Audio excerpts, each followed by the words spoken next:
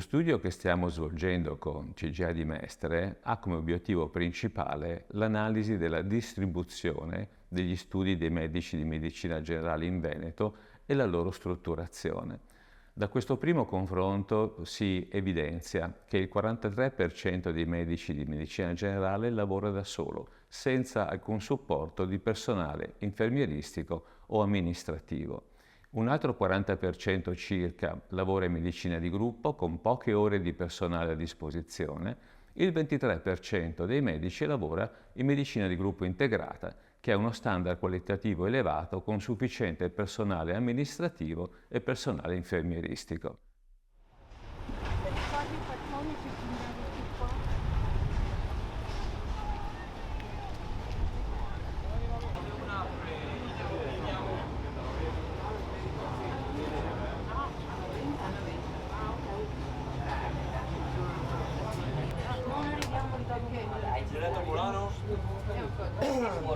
Vabbè, ma non che stiamo.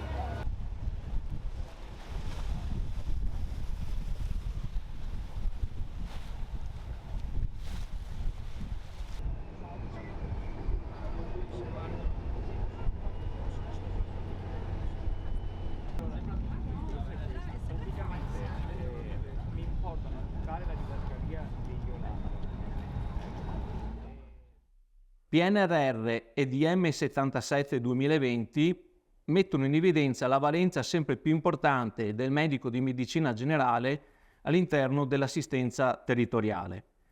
E bene la costituzione delle case di comunità, sia hub che ovviamente quelle che saranno SPOC, però non si tiene conto di alcune disomogeneità di natura socio-economica e territoriale all'interno ovviamente di tutta la regione Veneto. E se noi analizziamo, come abbiamo analizzato nello studio effettuato per conto della FIMGE, alcuni indicatori socio-economici tipo l'indice di densità della popolazione, l'indice di vecchiaia, vediamo che molti territori, penso alla provincia di Belluno, alla provincia di Rovigo, l'Alto Vicentino, l'Alto Veronese e anche, diciamo anche la Venezia insulare, sono sprovvisti o saranno sprovvisti in queste condizioni della capacità di soddisfare in maniera omogenea i fabbisogni della popolazione.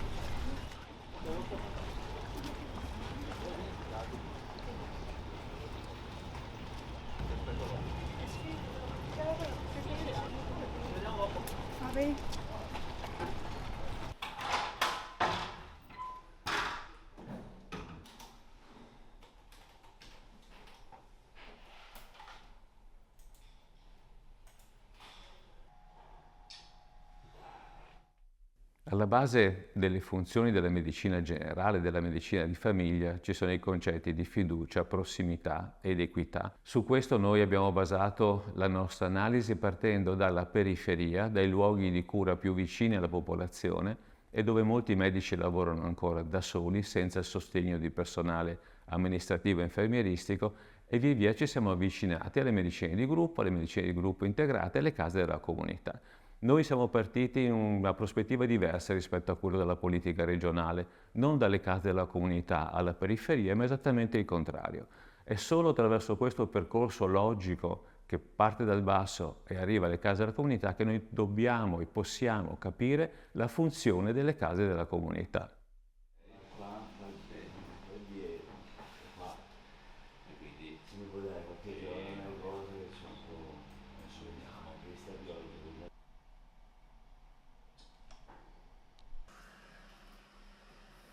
Pronto?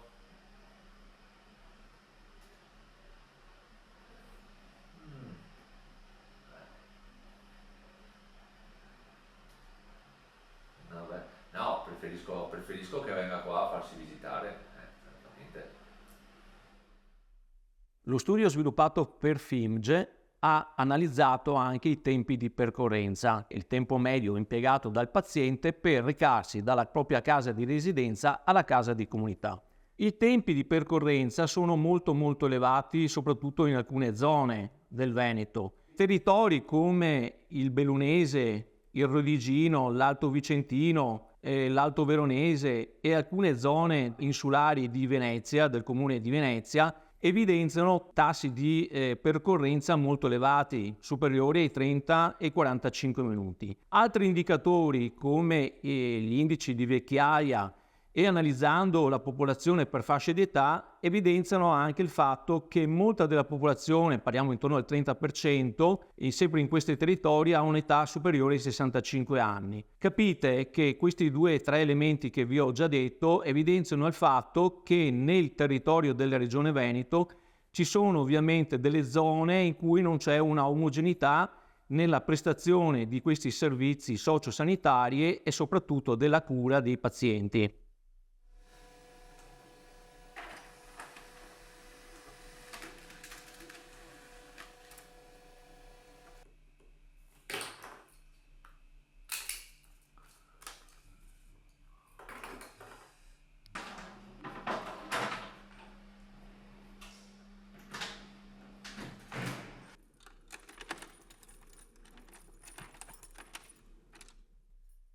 Abbiamo molte cose in comune con i nostri pazienti, anche la sofferenza rispetto alla burocrazia.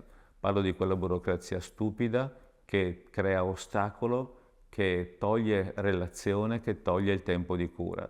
Su questo noi dobbiamo lavorare cercando un'organizzazione del lavoro che vada incontro ai nostri bisogni e ai bisogni della popolazione.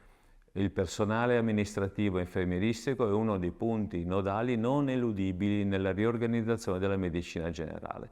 Quello che chiediamo alla Regione è esattamente questo, un investimento produttivo, ma soprattutto sulla qualità di vita assistenziale che riguarda tutti noi, medici e popolazione.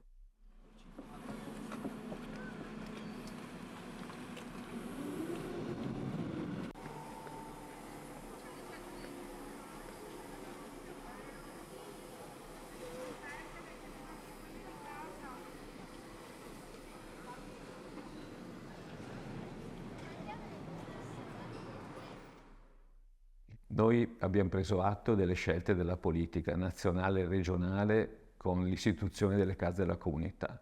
Su questo però noi vogliamo interloquire con la Regione perché crediamo che la prospettiva non sia quella dalle case della comunità alla periferia del Veneto, ma esattamente il contrario, dalla periferia del Veneto, dove il medico lavora ancora da solo senza personale, alle medicine di gruppo integrate, ecco che hanno pieno senso le case della comunità come risposta stratificata dei bisogni di salute della popolazione. Su questo noi siamo disponibili a interloquire subito con la Regione e a proporre i nostri modelli organizzativi che sono modelli di prossimità, equità e di fiducia. Questo è il senso della nostra proposta.